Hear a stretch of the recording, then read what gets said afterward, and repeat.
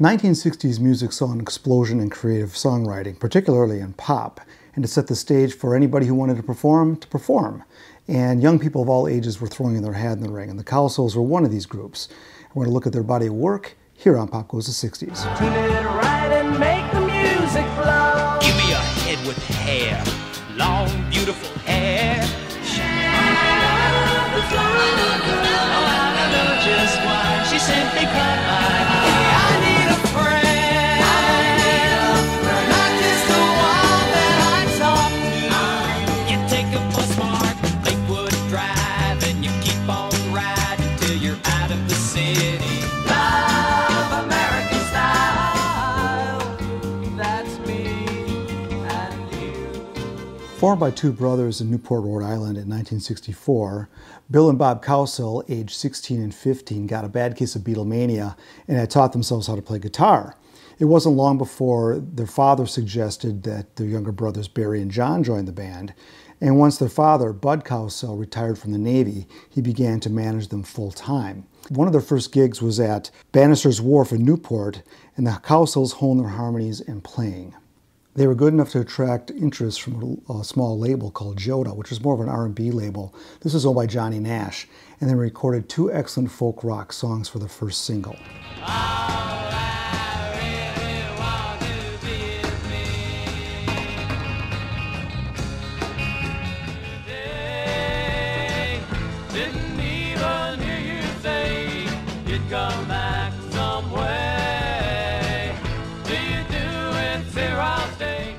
So you can hear both of these songs are from the current folk rock trend of like the Byrds and Lovin' Spoonful sound. And these songs were written by Bill and Bob, so not bad for the first shot. Now that first single didn't do anything, but the band started to get more popular and started to play at a local club in Newport called Dorian's. And they also appeared in Central Park at a concert where 6,500 people showed up. So they started to branch out a bit. And through their work at Dorian's, somebody from the Today Show saw them and booked them for the show. Now, the appearance on the Today Show got the attention of a record producer from Mercury Phillips, and they were signed to that label.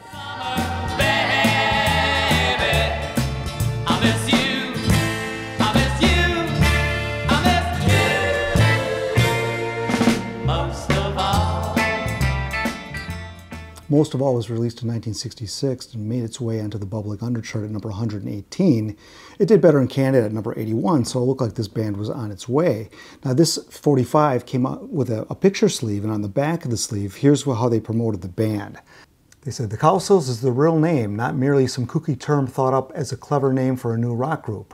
The Cowsills are clean-cut, neat, well-scrubbed, and dressed well. They are not pseudo-hip, scruffy, artificially beat, nor do they say outrageous things just to attract attention." So you can see they were already trying to make this group a family group and a very clean-cut group. Obviously, things were starting to get a little bit not clean in the rock world, so you can see where they were trying to position them. And although that record didn't do much, they did meet a guy named Artie Kornfeld, who was the house producer at Mercury. Now, their next single was a cover of an older Tommy Rose song that didn't chart. That was called Party Girl. And that song, yeah, it's pretty pedestrian, but the B-side is really good.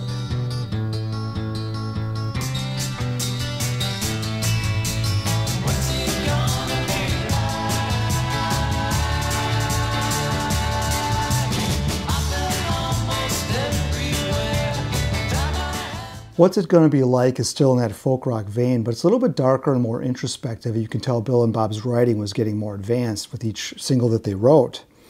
Now, one of the cool concerts they were invited to was Sound Blast 1966, which was in Yankee Stadium, and they opened for acts like Ray Charles, the Byrds, Stevie Wonder, and the headliner, the Beach Boys.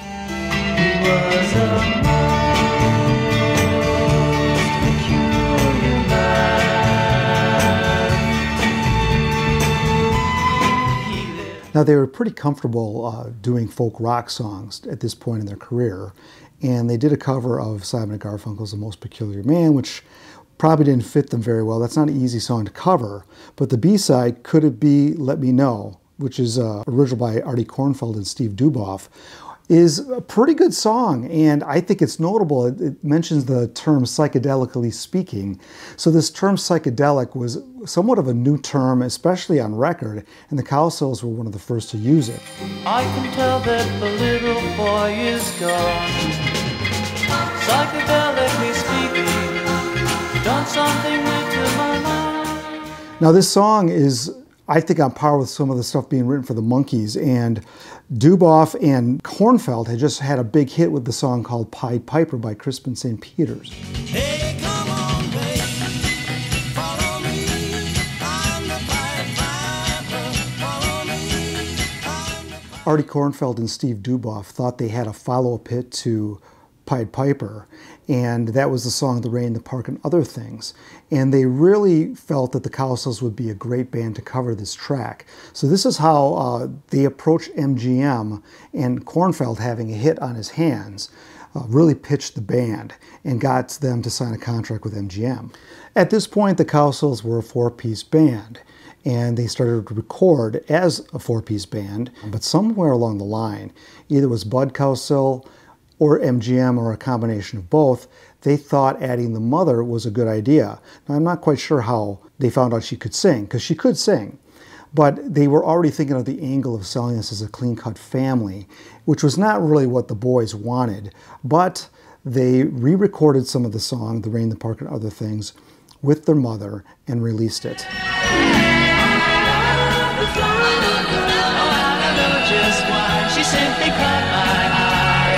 The Rain in the Park and Other Things went all the way up to #2 on Billboard's chart, and it actually hit #1 on a couple other charts, which kind of surprises me because the term The Rain, the Park, and Other Things don't even appear in the lyrics.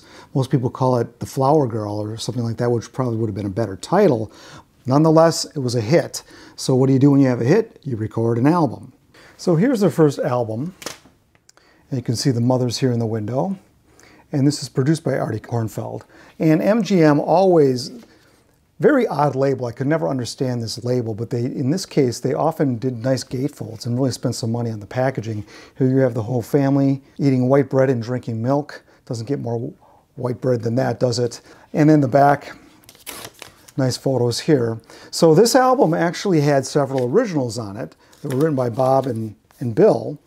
And Kornfeld, his production was it was a little bit poppy, you know, The Rain in the Park and Other Things, it had harps on it, so it was a little over the top with some of those string arrangements, but overall, some very fine pop songs.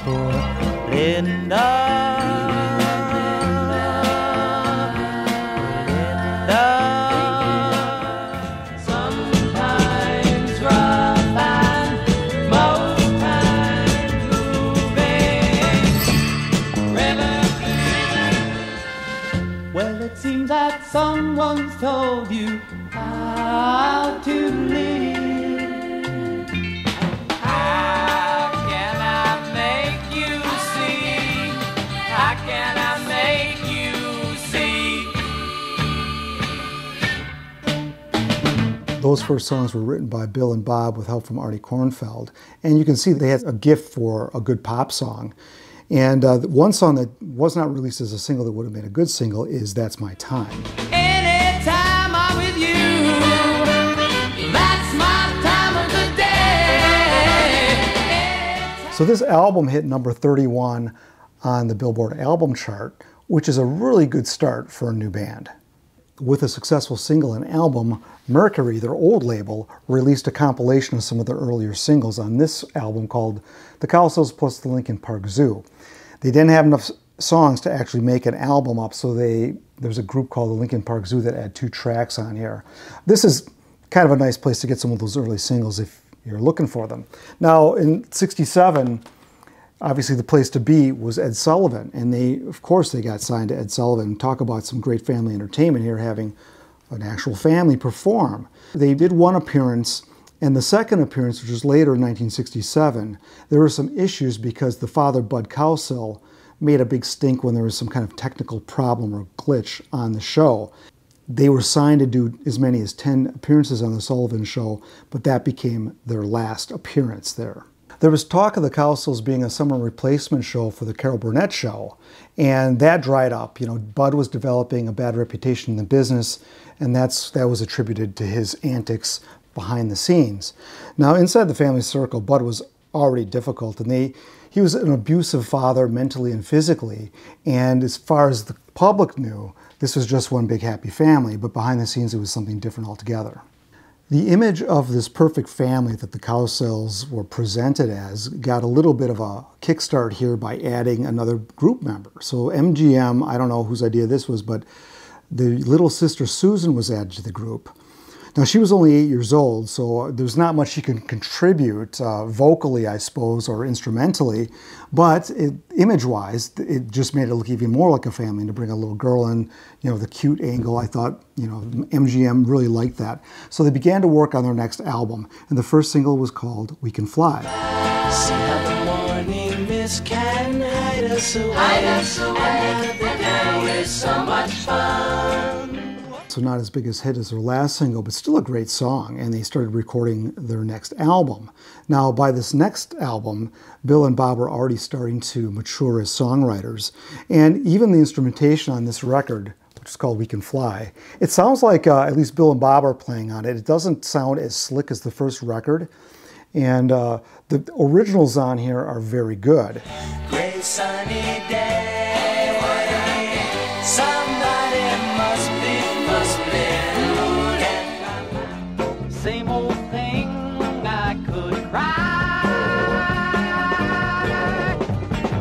They clip my wings and let beautiful days come into your mind like it came into mine. Those three songs are Cowsills originals and have the trademark harmonies, but these next three songs have a little more of a serious tone.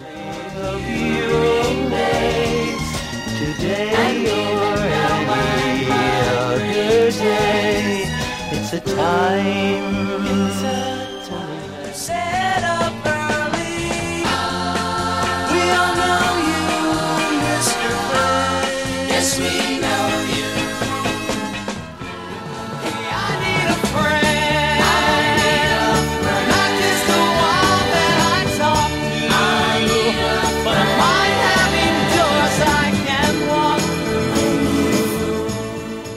In Need of a Friend is another Bill and Bob original, and I think it's one of the best songs they ever recorded. I mean, it's confident, it's got a great melody. Unfortunately, it only charted at number 54.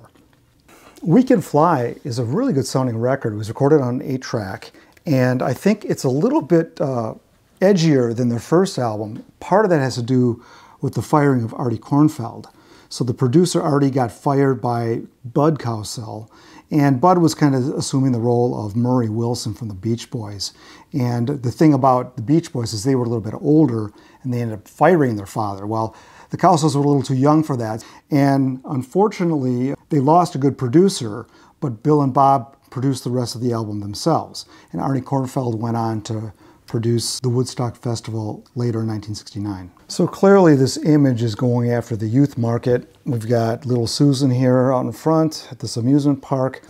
And I think that there's people in the industry that were dealing with the Cowsills that saw them as all-around entertainers. So I don't think it mattered that much that this album wasn't as big of a hit and that the singles from it weren't as big of a hit as on their first album. And they started to get booked in more television. For example, they performed Le Opera de Bartolomeo in February of 1968.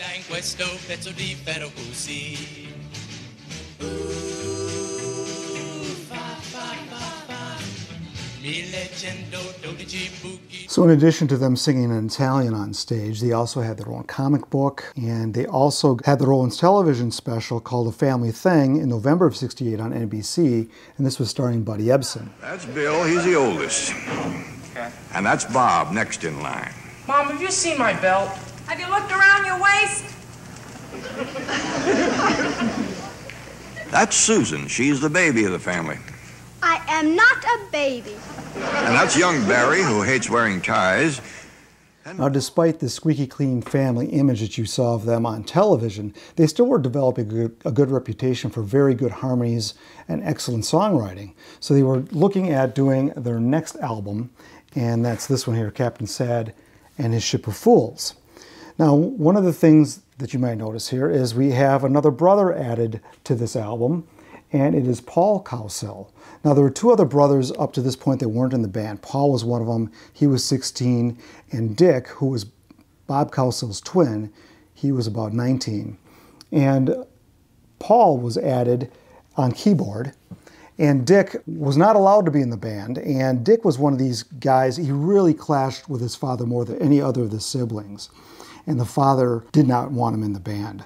So what Dick did is to get away from the father, he basically did 2 tours of Vietnam. So here are the ages of the group in 1968. So Bill was the oldest at 20, Bob and Dick 19, Paul 16, Barry 14, John 13, and Susan 8. Now, since the second album didn't really contain a big hit, and Artie Kornfeld got fired, they weren't happy enough with the production of Bob and Bill, so they brought in a new producer named Wes Farrell. Farrell was very much a pop producer, and he brought in a songwriter who furnished them with their first 2 singles from this album.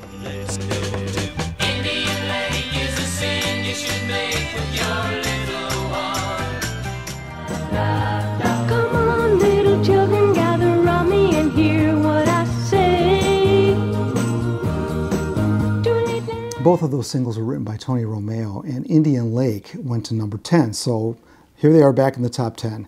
However, this was not what the band wanted to do. I mean, this was the age of the bubblegum song. 1968, you had all those groups. You had a whole younger audience that was consuming that music, and that's where they saw the Cowsills. Well, the older members of the group did not want that. So you see the second single, Path of Love, bottomed out at 132. They brought in more outside writers to complete this album, but the originals are the best songs on the record. Your captain said on the ship of fools, I think you should look down. Nobody knows him. Sad old man has no place to stay, and nothing can write and make the music flow. Make the music flow.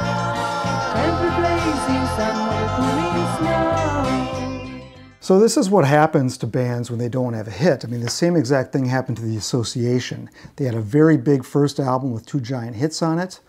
They used up their best material for that album. The follow-up record, which is the record company's in a rush for, they didn't have the material, and they produced themselves, and they didn't have a hit. So what happens, they bring in another producer for the third album. That's what happened to the Cowsills. And on this record, they only have 4 originals on here. Now on We Can Fly, they had 9 originals, and on the first album, they had 7. So you see the record company kind of muscling them and bringing in outside writers. So one of the outside writers that was very good was David Gates, and this is probably the best song that was a non-original on the record. Now you can't measure the cost of a woman lost. You can't measure the cost. Those Tony Romeo songs, along with most of the other covers, are just beneath the band's talent level, and you can see that on this song. She was waiting for him in the castle tower, hours slowly slipping by. By September of 1968, the family moved to Santa Monica, California, where they had more access to all the TV studios and recording, and they became the subject of many fan magazines. So Captain Sad only got to number 105, so it wasn't a big album hit, and MGM quickly rushed out a best of album not that long after this, and the single that accompanied that was a song called Poor Baby, which was a pretty good Tony Romeo song that fit the band a little bit better than the previous 2 singles.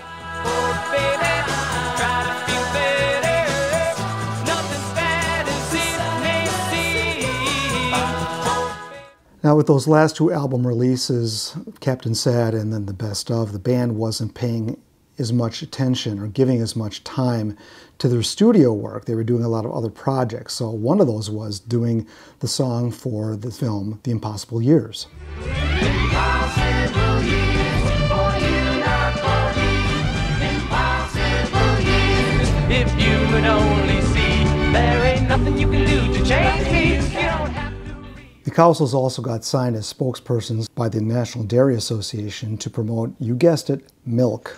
Wake up to a midday.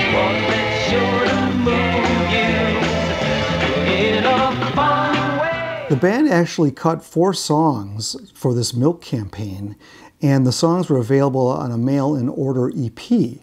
And I don't have that one, but I do have the songs on a CD, and they're actually very good songs. All my days are lighter, brighter than sunshine, with a good time feeling. Yes, I'm feeling so fine. Ooh, how can a scene so simple make me feel like I'm a king returned from yesterday? Yes, it's a scene so simple. So you could see the band, and the brothers in particular, continue to mature as writers, but they were kind of stuck with the image of, promoting milk and being signed to those type of advertising campaigns. Now, one of the things that's notable is that Bill, who was the oldest son, he said many years later, well, I wasn't drinking milk much in those days, I was drinking scotch. So there was a disconnect here. In one of the ads for the milk campaign, it was shot in front of the Fillmore East. And the headliner that night was Jefferson Airplane, and they sent a gallon of milk down to the Cowsills dressing room. That's a story that may or may not be true, but it sure sounds pretty good. So the next project was another TV appearance on Carl Reiner's Wonderful World of Pizzazz. Now, Carl Reiner, you probably know him from the Dick Van Dyke Show, comedy writer, actor, and he was putting together a show that was going to essentially kind of lampoon the hippies a little bit by using the musical Hair. And he wanted to use the Cowsills, the squeaky clean family, to kind of dress up as hippies and kind of do a send-up of the hippie movement. Now, for those of you who don't know much about Hair, it was a huge Broadway hit, started in '67, Broadway by '68. And it was just the perfect Broadway show for the times. It was basically focused on the counterculture and the hippie movement. And it was notable and controversial for its use of profanity, nudity, irreverence for the American flag, and just pushing hippie values in a way that hadn't been seen before. So the song Hair was the main song, and the Cowsills worked up an arrangement for it and recorded a basic track for it to record for the show, to lip sync. Now, they were outfitted with all these crazy wigs, and they did the show. And the group took the song very seriously, and the older guys were really into the song because it was going to be different than their image. And this was actually the first song where they played all the instruments on it. So it took them a while to get the track down, but they got it down. And when they performed it on the show, I think it had a very strong response. And then they were also touring, so they took an acetate of the song, and it was WLS in Chicago, and the DJ played it, and it lit up. So MGM wanted nothing to do with this song. They didn't think it was commercial. They thought it was against the image of the Cowsills, but because people wanted to hear it so badly, they had to release it as a single.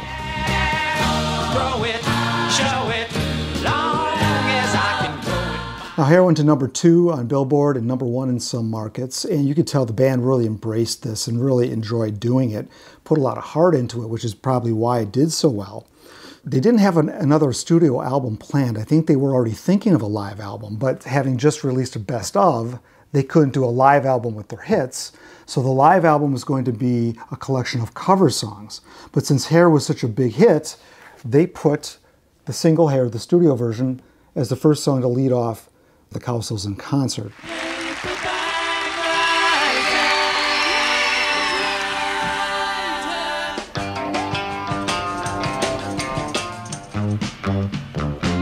When lights close your tired eyes, I'll soon be with you, my love.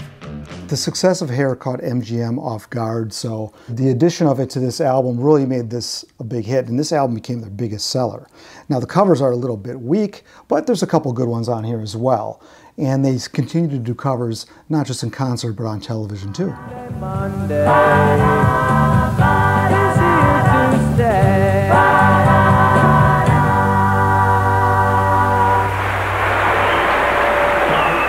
Hey, that's good, that's good. That's good. That's real good. I enjoyed that.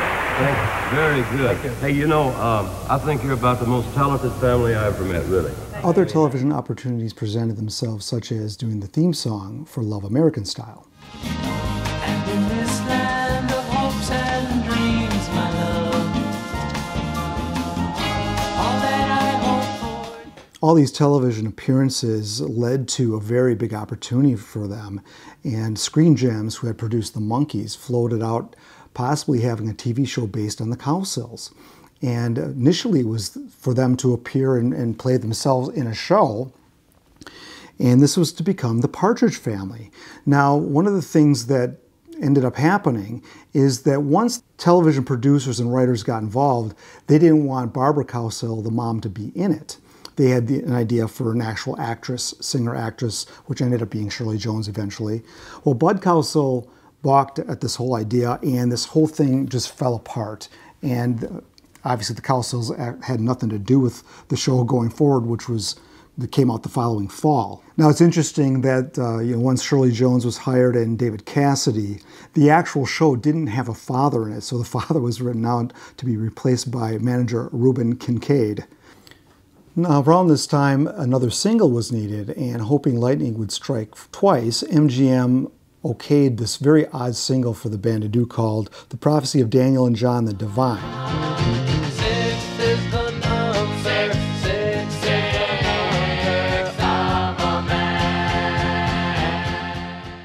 This song only got to number 75, and a song about the book of Revelation, the Bible, is probably not a good fit for the pop charts, but for some reason they went with that. And I think that there was no producer at the time, so because Hair was so popular, I think they let the Cowsills kind of do their own thing. There wasn't a lot of guidance here. The next single was Silver Threads and Golden Needles, which was an old country hit, and that did just as poorly, charting at number 75.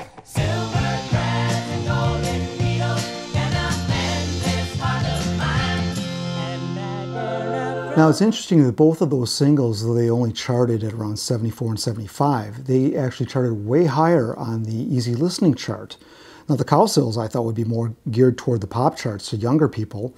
The easy listening chart skewed older, and for some reason their records were charting higher there. I don't know why, but I find that kind of interesting. Now by 1970, Bill Cowsill, the eldest member of the group, was fired. And he was fired by his father. Now they were doing a show in Vegas, and Bill and his father were drinking at the bar. Part of the problem, I think Bill was, supposedly he was caught smoking marijuana. His buddy Waddy Wachtel, who was a musician he was working with, Bud didn't approve of Wachtel and thought he was a bad influence. So Bill got fired or slash quit after this altercation, but the altercation was so bad that the police had to come and take Bud away, and he was arrested for assault. Now, Bill probably embraced the freedom of being fired from the band and getting away from his father a bit, but this was not good for the rest of the band, and Bill was the main creative force as a writer, a leader, musician, and the band had to fend for themselves now. Now, the first two singles that charted poorly were kind of the foundation for the next album, and they had to go at it without Bill. They don't read them, never heed them. Hey, listen to the signs. You don't have good times, Johnny. Anytime, good time in here. Good times, Johnny. Now, like the Hair single, the band plays on all the instruments on this entire album. And one of the good things that happened from Bill's firing was the fact that Paul and Barry stepped up to do more writing.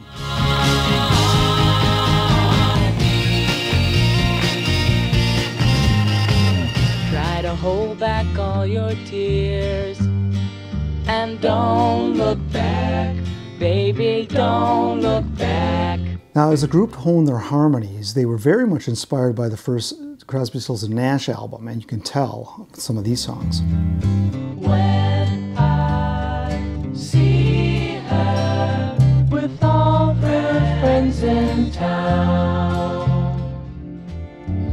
but still the morning comes, end of my day, lighting my way home. So many times he left her, the children waved goodbye, Mom always cried inside. That last song was an unlikely tribute to their father, who continued to make life difficult for the band. Now, this album didn't even chart, which is kind of surprising. Now, I never have liked either the title of this record or the cover. Here, MGM does another gatefold, but they don't do much with it because the graphics are, there's no photo of the band on the cover. It's kind of a Sgt. Pepper type of cover of nondescript people. The album is called 2x2, although it looks a little bit like 11 times 11. There are quite a few originals on here, but it failed to produce a hit, and they were dropped by MGM. An appearance on Playboy After Dark in August of 1970 did little to boost their popularity.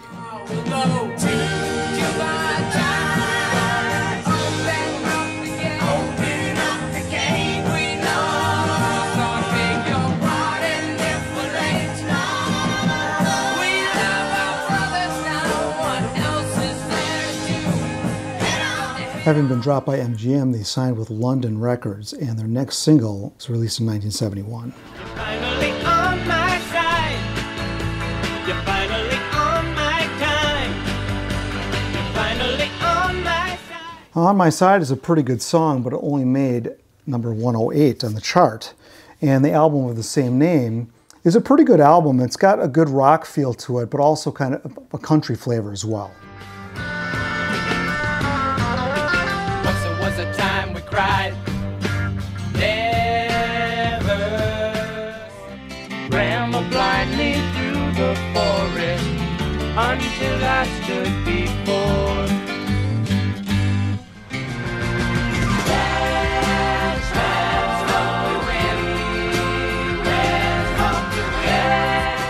So this album, On My Side, is the name of it, and it's got a picture of the band, minus the mother, who does make an appearance on the back cover. Now, when this was made, Bob was 22, Paul was 19, Barry 17, John 16, and Susan was only 11. And despite how young they still were, they were maturing quite a bit. And there's a very consistent sound quality through this whole record. Who knows the answer? Mystery. Who knows the Mystery of Life is an introspective song asking who knows the answer, and this is not the same band that made The Rain in Park and other things, so you can see the progression. This is probably the best track of the album. And even Barbara Cowsill, she has a track that she sings and does a really nice job on. When he becomes lonely, he'll run to me, I know from the... Now this album actually charted, but at the last slot at number 200, so at least that's better than 2x2. So unfortunately, didn't do much better, and they released another single that failed to chart. got you in my mind. Oh, could only make it worse now. The place the same, it's got me. Now, meanwhile, Bill Cowsill released a solo album called Nervous Breakthrough, and that also had a country feel to it as well. Dark streets, pouring rain. No work, going insane. Unfortunately, Nervous Breakthrough for Bill did not chart, and by 1972, Barbara, the mother, Paul and Susan had left the band, the Cowsills, and that opened up some space for Bill to rejoin his brothers and reunite the original four, and they released one last single. Covered Wagon didn't chart, and after this, the band was offered gigs doing kind of a cabaret style, just playing their hits, and they declined to do that. They didn't want to go that direction, so after that happened, the band simply disintegrated. Right around this time, Bill Cowsill was considered a candidate to be one of the touring members of the Beach Boys, and he turned it down, instead doing the bar circuit with guys like Waddy Wachtel, Warren Zevon, and Lindsey Buckingham, all of which he hung around with and became pretty tight with. This break came after a long period of Bud Cowsill mismanaging the group's finances. And not only did he mismanage the finances, he mismanaged the family. I mean, the old man was such a demon when he was drinking that when he was needed most, he just wasn't available. He was too out of control. And Bill was only about 23 at the time of the breakup, and Susan was about 13. So they should have had a longer career. And there's probably a reason Bill's album was called Nervous Breakthrough. So the band wasn't just broke, they were actually in debt. So not the best way to start your adult life if you're some of them. And, you know, I suppose you can always make the money back, but there are some things you just can't make back. Well, obviously the family motif in the early 70s was huge. The Partridge Family became a huge hit. David Cassidy became a megastar. You had the Osmonds and the Jackson 5, absolutely huge. I mean, even the DeFranco family had a hit. You know, was that the DeFranco family featuring Tony DeFranco? Yeah, everybody remembers that great hit, right? The group did reunite in 1978 to record an album called Cocaine Drain that was not released until 2008. In 1993, they released the album Global, which is a very strong power pop album.